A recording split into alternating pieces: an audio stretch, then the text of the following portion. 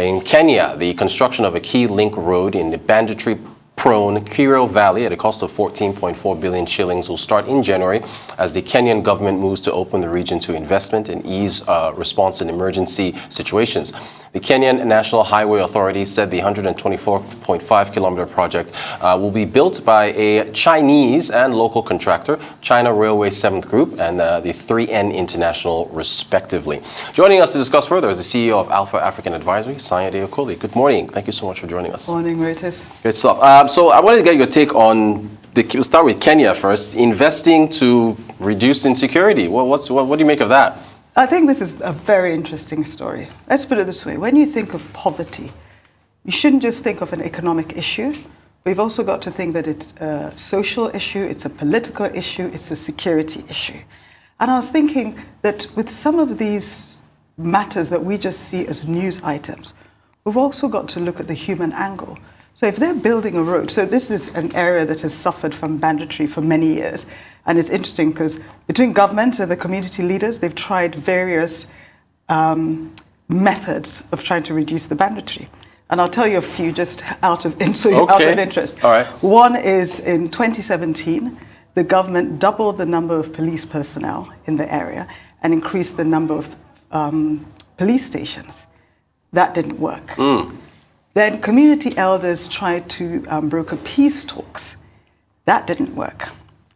Community elders then resorted to what was termed as cultural curses for the bandits who did not confess and return stolen cattle.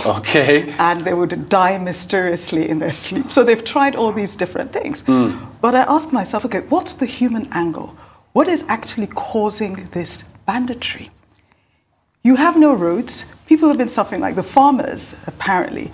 They lose a lot of their crop. The mangoes go bad, etc., because they don't have the infrastructure links. And I'm going to ask you a question, Brutus. Yeah.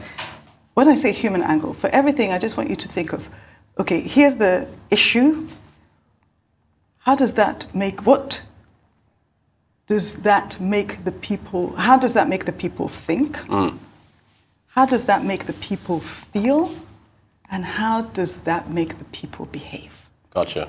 So you're in a poor area. Right. There are no transportation links. You're watching your father slave in the farms. It's harvest time, and they lose a half of their crops. Right. And you're going hungry. You don't have proper roads for vehicles to take you to school. You're walking to school, etc., etc. Let's get in the minds of the bandits. Right. How are they thinking? How are they feeling? How are they behaving? But that's why I think an infrastructure investment such as this. So to my mind, they feel isolated. They feel abandoned. Abandoned. That was good. Yeah. It was abandonment I was going for. They don't care about us. They don't. We're left to our own devices. Just you're on your own. Leads to anger, right? Exactly. How do you think they're going to respond? How are they going to violence? They will. That's it. Yeah. So we have to go back to the root and address the issues that would make them feel abandoned, that will make them feel angry, etc., etc. So that was a long way of saying I think it's a great idea. Great idea. Thank you for that.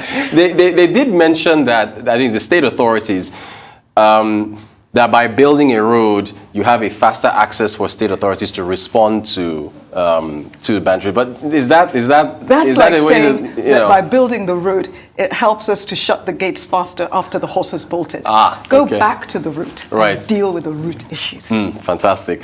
There's a Chinese contractor that's involved in building this, and well, I think you can already preempt my question. Are we hypersensitive to the involvement of the Chinese in infrastructure projects in Africa? Because, the moment we say Chinese, everybody stops. I would say not without cause. Okay. But I think we also have to be very pragmatic. What do the Chinese do? They generally bring cheaper labor, certainly compared to other more developed service providers that can execute such large projects. And they often also bring capital that is cheaper, or seemingly cheaper in the short term, but not necessarily so in the long term. So what I would say is we can't just, completely reject all Chinese capital or Chinese labor, Chinese services and technical expertise. But we do have to think through more carefully what the implications are for every single contract that is signed. Well said. I agree. I want to move to Egypt. The Egyptian central bank just told banks, hey, you need to just lend more money to businesses, factories. Is it that straightforward? You just tell, hey, we'll lend them more money. And I always find it amusing when regulators try to force companies to operate by edict. It doesn't work like that. A bank doesn't write loans based on a directive, simple directive. There has to be some kind of economic or commercial imperative, be it at a personal level or at a corporate level. So I am actually being quite pragmatic. Right. That, sometimes it's not necessarily for corporate good, it could be for the individual's good, but there has to be some kind of economic imperative.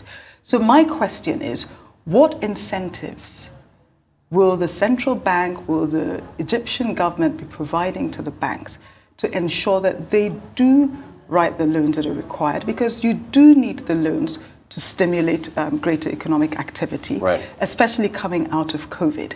So the question is not so much that do the banks need to be writing more loans. The question is more, how can we get to the banks to write more loans in a way that is economically viable for them, but in a way that's also safe. So they're not ending up writing a whole lot of bad loans that a few years from now, the whole system is trying to deal with, because they already have that situation with these bad loans. What do you make of another thing they did? There was a directive to, I think, write off fines and judicial disputes. What do you make of that? There's a Nigerian expression that says, it's not by mouth. It's very easy to say things, but it's actually, how do you implement it? You cannot say to a bank that when a debtor defaults, they can take no recourse. That is a recipe for disaster. Again, the question is, what's the best form of recourse? It's not so much take everything out of the courts. Is it more a case of more out-of-court settlements? Is it that the central bank or the government provides some pool of capital that banks can access? Or maybe do they buy the bank bad loans from them? There are different ways of looking at it. An edict certainly isn't. I should have given you more time for this. Only have a minute to go. South Africa and the coal situation. Can they really end coal? So I'll give you a couple of statistics. Coal, 80% of South Africa's energy comes from coal. Exactly.